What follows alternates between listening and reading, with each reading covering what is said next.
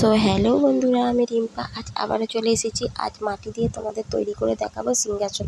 তো কিভাবে রেডি করছি সমস্ত ভিডিওটাই দেখো, কেউ স্কিপ করে যেও না। স্কিপ করলে কিন্তু বুঝতে পারবে না কিভাবে তৈরি করছি। তো দেখো কিভাবে তৈরি করছি।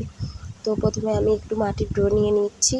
নিয়ে নেওয়ার পর আমি সেটাকে বেলে নিয়ে চার চৌকো আকারে কেটে নিয়েছি ও একটা গোল আকারে কেটে নিয়েছি।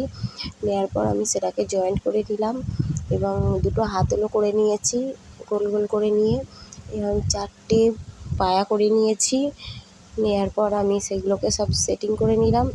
জয়েন্ট করে নেওয়ার পর আমি একটা তুলির সাহায্যে ভালো করে মসৃণ করে নিয়েছিলাম।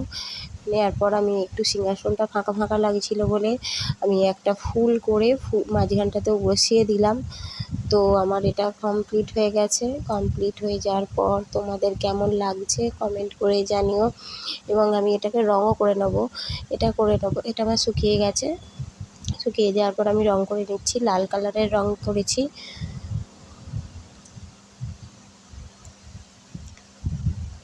তো আমার ভিডিও তোমাদের যদি ভালো লেগে থাকে তবে চ্যানেলটা সাবস্ক্রাইব করে দিও। এবং দেখো, কথা বলতে বলতে আমার অনেকটাই কমপ্লিট হয়ে এসেছে এই সিংহাসনটা রং করা। তো আমি লাল রংটা করেছি পুরোটাই, আর এই ফুলটাতে আমি একটু সাদা রং করে দিয়েছি।